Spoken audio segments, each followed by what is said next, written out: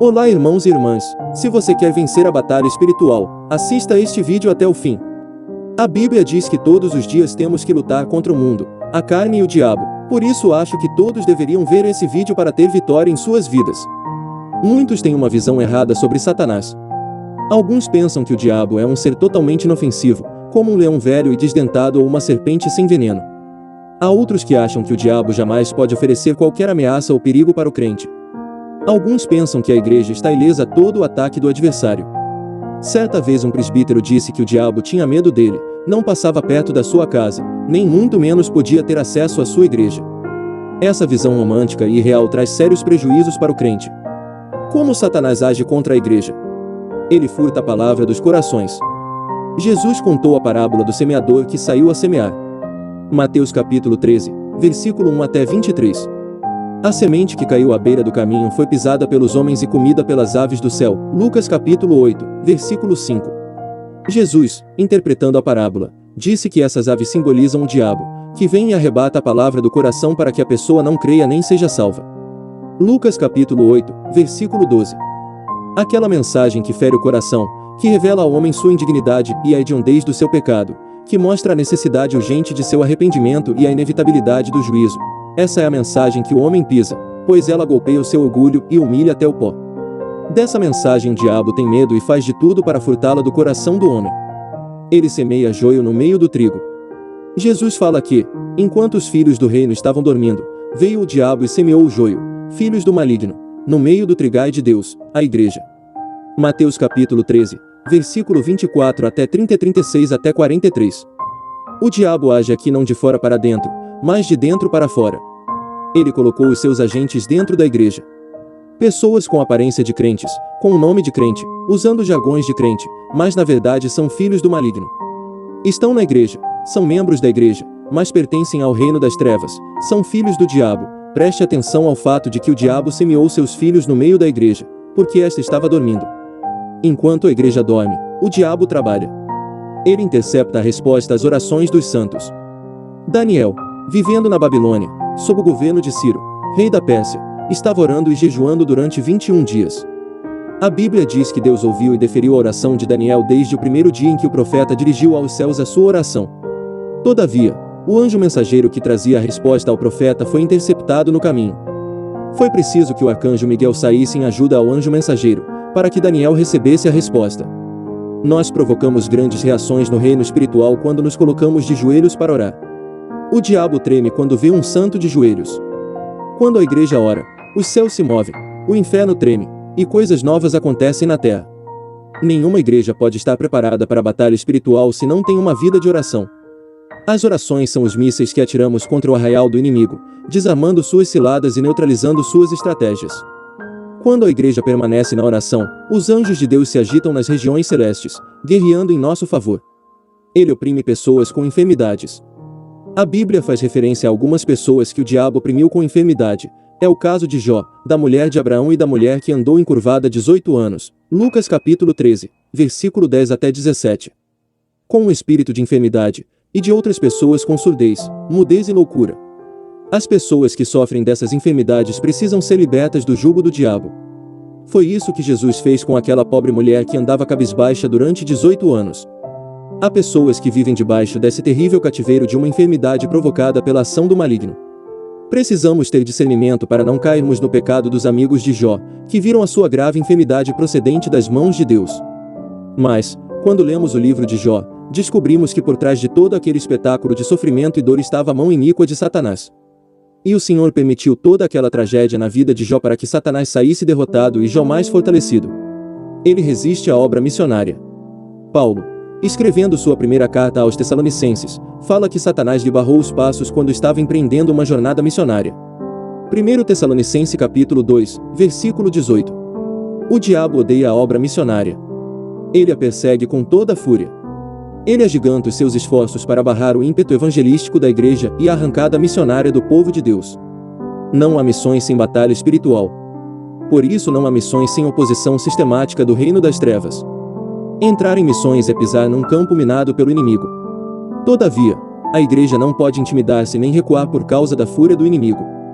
A resistência dele não pode deter o avanço da igreja. Deus não promete ausência de lutas, mas garante vitória segura. Ele atormenta as pessoas em cujo coração não há espaço para o perdão. Quem não perdoa não tem paz. Quem guarda mágoa no coração e nutre ressentimento na alma vive atormentado.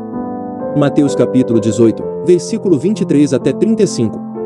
Paulo, em Efésios capítulo 4, versículo 26 e 27, diz que a ira é uma porta de acesso que o diabo encontra para atormentar a vida de alguém. Quando uma pessoa agasalha a mágoa e o ressentimento no coração, tornando-se azeda de ódio, o diabo assume controle de sua vida para lhe causar grandes danos. Jesus diz que o grande segredo para ministrarmos o perdão aos nossos devedores e aos nossos ofensores é reconhecer a grandeza do perdão que recebemos de Deus. Ele usa a arma da dissimulação. Paulo diz em 2 Coríntios capítulo 11, versículo 14 e 15 que o diabo se apresenta às pessoas disfarçado em anjo de luz. Vem com prazeres que atraem o espírito, com recompensas que satisfazem a alma. Foi com essa mesma arma que Satanás tentou Davi para fazer um recenseamento do povo, contando seus soldados para a guerra. Assim Davi desviou os seus olhos do Senhor dos Exércitos, demonstrando confiar na força dos seus homens. 1 Crônicas capítulo 21, versículo 1. O diabo sempre incentiva a ideia de o homem colocar a sua confiança em seus próprios recursos. O diabo é um grande dissimulador. Ele tem muitas máscaras. Sua grande plataforma é enganar as pessoas e ludibriá-las. A isso devemos estar muito atentos. Ele usa a arma da intimidação.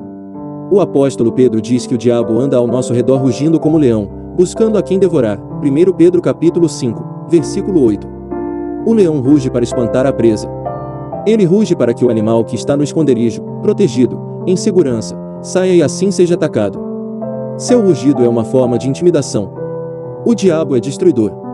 Ele age com grande fúria na terra, sabendo que lhe resta pouco tempo. Mas, fiquemos firmes e confiantes no poder de Cristo. Ele age na disseminação de ensinos falsos. Paulo fala que nos últimos dias muitos obedeceriam a ensinos de demônios. 1 Timóteo capítulo 4, versículo 1. O diabo é um grande inventor de religiões. É o pai de muitas doutrinas geradas nas sucursais do inferno, para desviar as pessoas da verdade. É o pai da mentira, que não suporta a verdade. Ele trabalha incansavelmente para criar novas doutrinas, novos credos, novas religiões. Temos de gritar como Isaías, a lei e ao testemunho. Se eles não falarem assim jamais verão a alva. Isaías capítulo 8, versículo 20. Ele ataca a mente dos homens. O diabo insinua dúvidas com respeito à veracidade da palavra de Deus. Gênesis capítulo 3, versículo 1. Põe na mente das pessoas a falsa compreensão de que o caminho da cruz poderia ser evitado sem afetar em nada a nossa salvação. Mateus capítulo 16, versículo 21, 23. Também atira sobre as pessoas seus dados inflamados, colocando na mente delas pensamentos impuros e malignos. A mente é um campo de guerra, em que o inimigo peleja incansavelmente. Mas, como podemos vencer o diabo? Primeiro, revista-se do poder de Deus. Efésios 6.10 nos fala da necessidade de poder. Quando olhamos para a igreja de hoje, constatamos algo de errado. A igreja está fraca. Os crentes estão sem autoridade. Estamos como os discípulos de Jesus no sopé do Monte da Transfiguração, impotentes diante da terrível manifestação do diabo. Para confrontar o poder das trevas, precisamos do poder de Deus. Jesus disse que o poder para confrontar o maligno só se consegue com oração e jejum. Segundo, use de toda a armadura de Deus. Paulo fala de 7 peças dessa armadura. 7 é o número da perfeição. É preciso revestir-se de toda a armadura de Deus. 1. O cinto da verdade. 2. A couraça da justiça. 3. Os pés calçados com a preparação do evangelho da paz. 4. O escudo da fé. 5. O capacete da salvação. 6. A espada do Espírito. 7. A oração. Se você deixar de usar uma dessas peças da armadura, não terá vitória nessa guerra espiritual. Terceiro, mantenha a vigilância constante. Ficar firme contra as ciladas é ficar atento, de olhos abertos, vigiando a todo instante. É ficar de prontidão para o combate. Quarta, não ceda às pressões. Se não estivermos atentos, corremos o risco de ficar revoltados e amargurados com Deus ao nos deparar com um dia mau.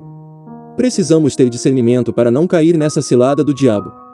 Quinto, não abra guarda depois de uma vitória. A nossa luta continuará até que o diabo seja lançado no lago do fogo. Enquanto aqui estivermos, viver é lutar. Por isso, a melhor forma de você e eu estarmos seguros dos ataques do inimigo é entendendo que não podemos caminhar sozinho. Assim como a ovelha, nós somos frágeis, indefesos e incapazes de cuidar de nós mesmos. Por isso, quanto mais reconhecemos nossas fraquezas, mais sentiremos a necessidade de sermos guiados por Jesus, o nosso bom pastor. Então, irmãos, vamos buscar ao Senhor em oração e na meditação da palavra, pois só assim estaremos livres das garras do leão que é Satanás. Que essa mensagem possa ser bênção na sua vida, que o Senhor esteja sempre contigo te abençoando e guardando. Fique com Deus.